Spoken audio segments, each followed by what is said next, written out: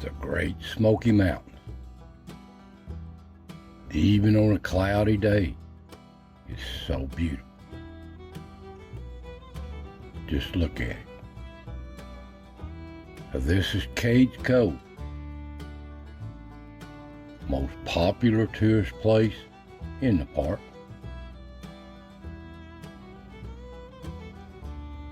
And these old barren lands look like they're just so barren and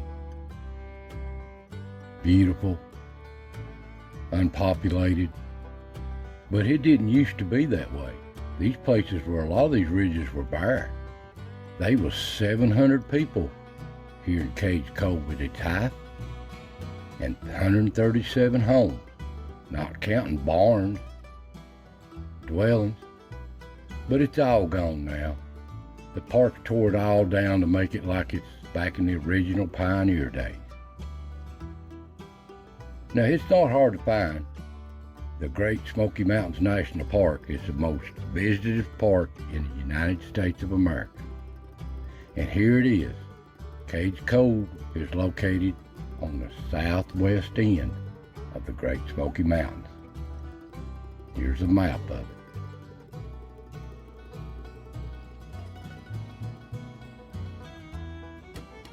And here is a road map that the park furnishes with different people. Out of 137 dwellings, there's only probably a couple dozen left. They're all gone, and all the people's life they've had here. Now here's what she looks like during the tourist height of the season, especially in the summer. Everybody's been to the Cades Cove knows this problem. Somebody sees an animal, it's dead stop for a long time. You don't even know what's going on a mile ahead of you. Especially when they see stuff like this. Of course, a lot of these people have never seen animals like this. They're not from this area. But these animals are so precious, and they are beautiful. But they need to be left alone. Well, back to the park here. There's a lot of people here still in this park. Lived their life here, never left. There's 12 cemeteries in this park, in Cades Cove. And that's how it was here. That's what you see. But let's go back to a simpler time of how it really was here. How times was really here before the park took it over. The first house come in here was built in 1822, the Oliver place. Now this here is the old McCulley's home place, built up just going up towards Parsons Branch. And there's a lot of other families here besides the McCullough. There's the Oliver, the Tipton, the Lawsons, the Abbott, the Birchfield, and so many others. That's just to name a few. There's so many in here, so much history in this place. But I'm going to show some really history of how it really was here, documented. And we'll be talking about the McCullough family in this video. They're one of the founding people in this Cades Cove community. Here's their family, original family. And this is John McCullough. He was born here 1880 at the Tipton house. Lived to be 81 years old. Died in 1961. Now I have a rare tree here that the family furnished me an interview with him made by a Vic Wells, a historian of the area, back in 1960. This is a year before John died. And it shows, he just tells his life and his story of this cove of how it really was. A real tree here. So, I'm going to share this with you, and I hope you enjoy it. Now, it's an old reel-to-reel tape, so be patient. You can hear it pretty good as it goes on. So, here you go.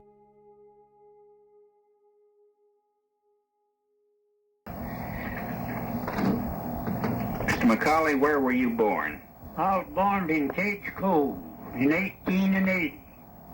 Born in Cades Cove in 1880. 1880. Did you grow up in the Cove? Right there. Lived there all my life. Never lived nowhere else but there until Park come and took our possessions over there, and then I moved out here. I've been here 23 years. Well, let's see now. This is 1960. That means you moved out in 50, 40, 37, 1937. Yes, that's about right. I guess that's right. 37, I guess. How did you live back in the Cove, Mr. McCaulley? What did you eat, for instance? Well, we had most everything to eat. We had lots of wild meat, and we made vegetation of every kind. It's a fine country there for vegetation. And I had a big bee yard, and we had lots of honey. I sold lots of honey there. The 2 last years that I sold honey there, I sold 356 pounds right at my door for $20 a hundred. You couldn't fill the orders. You had plenty to eat. Plenty to eat, plenty of fruit. Plenty of fruit. We had lots of fruit, apples, things like that. We lived like kings back there as far as that goes. Did you have lots of beans and plenty of corn for cornbread? Plenty of it. Plenty of beans, bushels of them. Plenty of Irish potatoes? Plenty of Irish potatoes, yes, sir. Sweet potatoes. Vegetation of all kinds. We had plenty of it. Now, did you get out much? Did you go to Maryville very often back in those days? Not too much. No, not too much. In the fall season, while we'd peddle some to Knoxville, apples and potatoes and things like that, and buy our winter supplies while we was over there, and our clothes and things like that. And we never come out too much. How did you get out when you come out? We'd come on wagons, horses. And what road did you use? Well, we come across by the Rich Gap Mountain. That road's still over there. You still travel that road? Yes, that's an old road there that the park's discarded now. They keep it for a fire road. To have a good time, Mr. McCaulley, what did you do in Cades Cove? To get together and enjoy yourselves, what did you do? Well, we had lots of services there, such as church, singing schools and writing schools and things like that. And then in the fall of the year, when the season come, for to take care of vegetation, we'd have corn shuckings, apple peelings, bean stringings and things like that. And then after they got the beans strung, the apples cut, while they'd play games of one kind and another, the young folks would. And we never had nothing but what was nice and decent to tend. That was fine. And as I was raised up in that cove, my father, in his time, back in before me, he made the coffins, the caskets for the people that died in that place. There was no manufactured things like that come in there. Well, then after he died, I had learned this from him. I've made lots of caskets. It's in them graveyards right there in Cades Cove now, laying there rotting. And I acted as undertaker. If that somebody died, they'd send for John McCaulley to come and dress this man and fix him up for burial, and I've fixed up lots of them. And I'd make that casket. It'd take me a day and part of the night, the bigger part of the night with a helper to make one. Then they required me to take my team and go get the corpse and take it to the church for burial. And I never had a penny for that in all the days of my life. And there's lots of families that I made all of their coffins. I've made them and sent them to Cades Cove since I've lived here. Aunt Becky Cable's, I made hers right here in my shop and sent them to the Cove. Oh, we lived like kings. Everybody got along well and knowed every family in the whole country and all their children. And there wasn't no strangers. I've seen the time when I could see the strange track in the road. I'd catch it just as quick as I saw it. Say, here's a strange man come into our country. How would you know? He had on a panco shoe sole. Nobody there wore that kind. I know there'd been some stranger there when I saw his track. There's nobody there wore a panco shoe sole. Let's talk a little bit more, Mr. McCaulley, about how you buried people. You would keep the boards on hand, would you, to make the coffin? That was done by the community. That was, they'd get the choice walnut timber and take that to the sawmill and have that sawed in the proper way for caskets, and then they'd put that up in divers of places and barns. That was free. Then anybody died, why, you'd go to the closest place where this lumber was packed up and get your lumber and go to work with it. And you say, how many coffins would you estimate that you made? Would it be 100? I wouldn't doubt. I wouldn't doubt it wouldn't be 100. Might have been 100 coffins that you made, and you never got a dime. Never took a dime for it in my life. I made all the coffins for old Uncle George Powell and his family that lived out there. Now, wait a minute. Let's talk about Uncle George Powell. Did he have the big apple orchard up there? Sir. Yes, sir. Mr. Powell had a big apple orchard there. He used to make brandy there for the government, run a government distill making brandy. He had Close neighbor. He had a licensed distillery. Yes, sir. Yes, sir. He had license, under license. Well, there in the cove, do you have any idea of how many families there were when you left in the 30s there, in the middle of the 30s? Well, now I wouldn't have much of an idea right about then, but there was practically all the old ones had moved out. I lived on there for some time after I sold out to the park. I worked for the park 5 years. And they was pretty well all scattered out then. There wasn't many families left in there at that time. They had a CC camp there. And I worked in there for the park, overhauling them roads that's in there, getting them ready for rock so people could get around over the country there. Overhauled one to Happy Valley and then one to go on to Abrams through the Chestnut Flats. And I overhauled all them roads in there. And that and across the Rich Gap Mountain. We done lots of work on it. They're fixing to get things into supplies and things into the CC camp. That was all the way they had to getting in there at that time. In that valley, they left, for the most part, about 1932 then, I guess, from what you say. I guess they did. I guess something about like that. I guess you're about right. I wouldn't have no accurate remembrance about how many was left, but there wasn't too many left when I left there. What year was it that Becky Cable died? Do you remember that? No, I don't. Now, I was working for the park when she took sick there in the cove, and she told me that she wanted me to make her coffin. Well, I was working on the road to Happy Valley with a bunch of CCs, and I took 2 of them CCs and went down into the valley to a sawmill and got the lumber, bought the lumber to make her coffin, and we carried it on out to our truck on the mountain, and I brought it in and fetched it on out here after I moved in and made her coffin out here. She got better, and I was afraid that she might happen to die, and I didn't have the lumber there then, so I just went down off of the mountain to Happy Valley and got that lumber and carried it up there and brought it out here, and when she did die, well, I made her coffin and had it some time before she ever died. Her casket.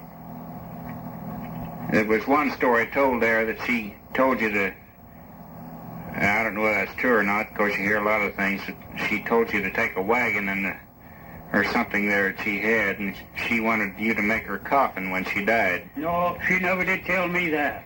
No. That's just one of those things that, one of those stories that gets started and doesn't have any basis, in fact.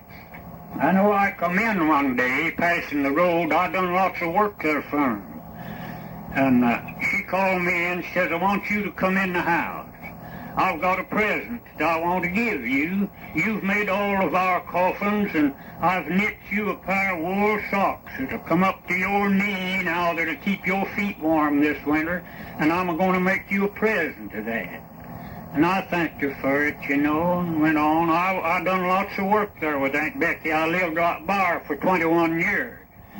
And helped her in the crops and tended to all of her stock and things like that. When they needed tending, I tended to them, hogs and calves and things like that. A fine woman.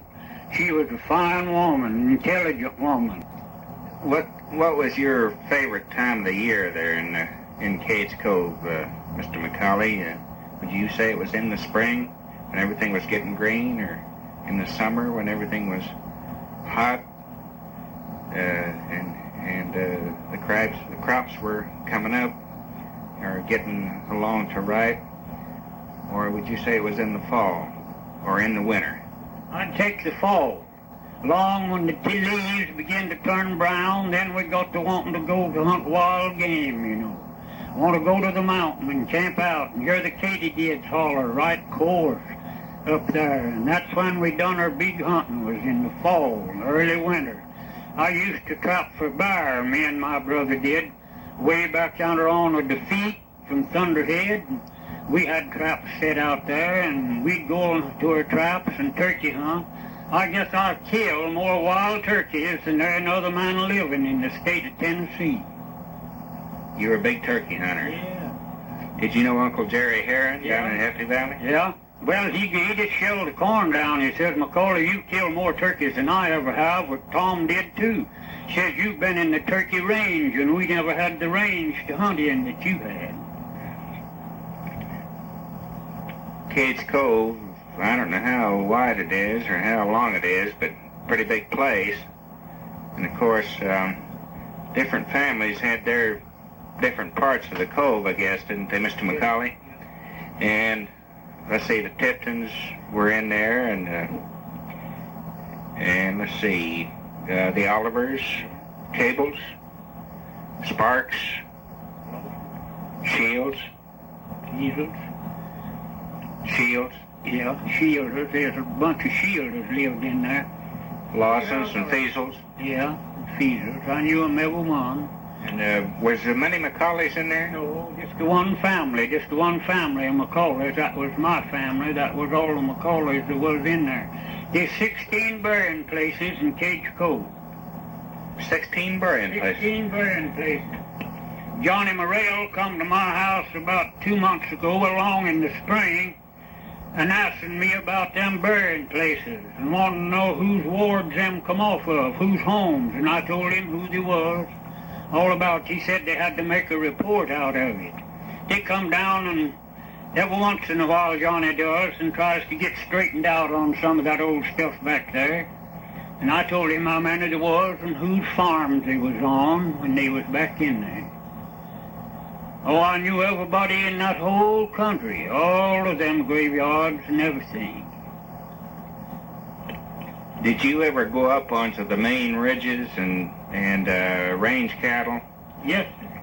Yeah, well, we had stock in the mountains all the time, every season.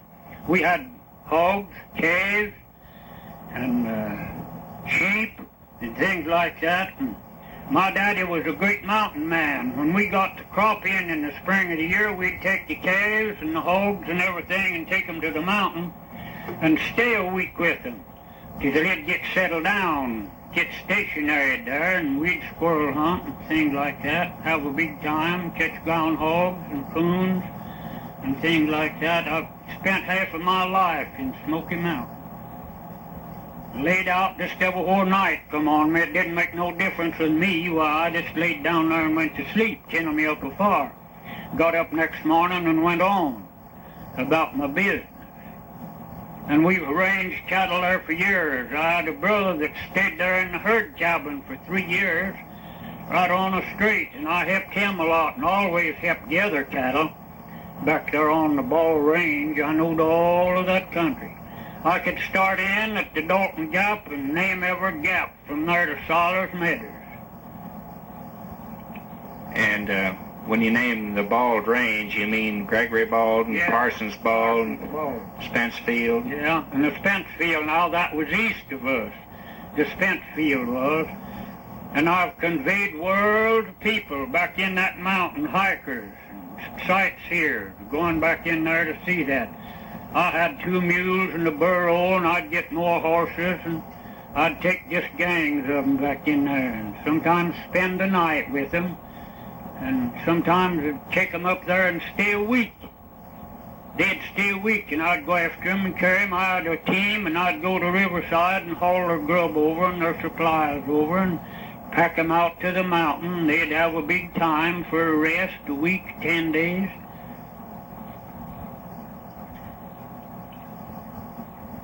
What kind of cattle did you have in there in the cove when you were back in there as a boy? You didn't have many beef cattle, did you, or did you? Yeah, practically beef cattle. That's right, but we had lots of beef cattle back there then. We had the black cattle and the white-faced cattle, and then we just had the old mountain cattle. Pretty good grade of cattle, though. Them was back in there. Well, is that what they called the brindle? Yeah, that's right. That's what they was called. Brindle. Yeah. And what did you milk then? It was a what kind of a cow did you call that milk cow? Is this one kind of a brown or a roan cow, wasn't it? Yeah, a roan cow. We'd get a hold of a derm cow or part derm cow while you had a good milk cow. That's the main milk stock that they used in that cove. Some of them North Carolina cows, though, was good milk cows. No question about that. They's good. I had one that I bought on Yaller Creek in North Carolina and raised my family with it. As good a cow as ever I set a bucket under. She is fine. She is a kind of a brindle, roanish looking cow with a little white stripe down her back, a natural muley. She was a fine cow. There's lots of good cattle in there. What do you mean by a muley cow? Didn't have no horns. Muley cow didn't have no horns. That was natural. If a cow didn't have any horns when it was born, they called it a muley cow. Muley cow. They called that a muley cow. And one time, a muley cow didn't bring nigh as much on the price as a cow with horns on it. Why was that, you reckon? Well, I don't know. You know, they thought that was too bad because it didn't have no horns, looked too ugly. They didn't want that in the toe. No. My daddy bought a cow, it was a fine milk cow in North Carolina one time. She was a black cow and she was a muley. He bought her for $10 and brought her home. My mother just made all kind of sport out of him. Said, "What'd you bring that old cow here for? You know you can't never get nothing out of her." Well, I said, "They ain't got nothing in her. Just give $10 for her." She is a good cow, too. Well, you say that life was easy in there, and a lot of people say that life was hard in the old days, but I wonder who's right. How do you figure, John McCaulley, that life was easy in Cades Cove? How do you figure that things were easy in there to make a living and keep your family going? Well, sir, I'll tell you how that I figure that. We looked after one another. If a family got sick and they had a crop out, and that crop needed work on Monday morning, we'd notice that'd be notified Sunday. At Sunday school, at church. Let's go in down here on Monday morning and work that crop out. Well, we'd go right down there on Monday morning and work that crop out. You'd maybe be 50 people down there helping clean that crop out and take care of it. And if them folks died, I can mind in my time when an aged person died that there wasn't a man worked in the bottoms in Cades Cove until after that funeral was over with. Right there, they'd just walk right out and come go home, go to the graveyards, go to help make the casket, and then they'd go help the people get to the burying ground, carry that funeral in there, and nobody worked till that funeral was over with. Therefore, that's why I think it was a happy place and a good place. We loved one another and worked for one another. And you'd see them coming in with a handful of flowers. They'd gather along the roadsides, and we could have a nicer funeral right there for $2 as I can have today for $200. Never cost nobody nothing. If it was a woman, the burying clothes was made. Or a child, the burying clothes was made. And there wasn't too much on aged people, because they was all buried nice, but the casket never cost nothing. Never cost nothing to dig the grave. And I think it was a nice place to live, an enjoyable place to live. And then we looked after them folks. If it was a widow woman, she was took care of. And see that she was took care of. We had a family of little children, we took care of them. Nobody wanted? No, sir. Nobody wanted, needed for nothing. What one didn't have, another did, and he divided it, too. Yes, sirree, that's the truth. I think it's the greatest place in the world. It's a paradise to what I'm living in now. Nobody had to go to the poorhouse in them days. No, sir. There's nobody ever went to the poorhouse in that place. I'm telling you, they never. And you'd have maybe a grandfather and a great-grandfather and a great-grandmother and about 4 or 5 generations living in one house sometimes, I guess. Or in one farmstead anyway. Yeah, on one farmstead, there'd be quite a few lived there on there, but they lived in separate houses. But they was all looked after and took care of, brother. There ain't no question about that.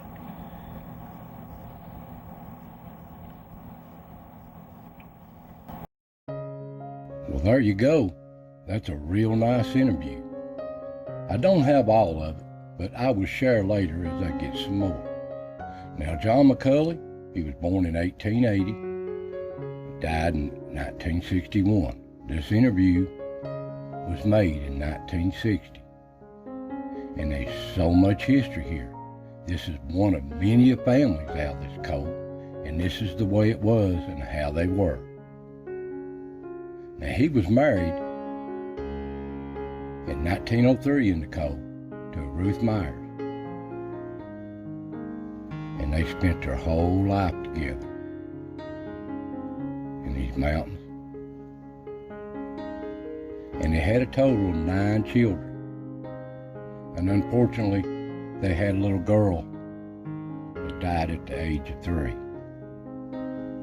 But they've got a lot of descendants, a lot of grandchildren, a lot of grandchildren. They've got a proud heritage here out of this Cades Cove. Now, old John, after he left this Cades Cove, he moved just outside of the park, around the Townsend area. And he loved to work with wood and crafts. Plus, he still helped everybody in the community, in the park and out of the park. And I reckon the last person to leave the park was in '99. So, there you go. There's just so much history here. This is just a small part of what's happened in the Cove. And I want to thank the McCullough family for helping me with all these photos and this little interview. So, I hope y'all enjoyed. God bless. And I'll see you next time.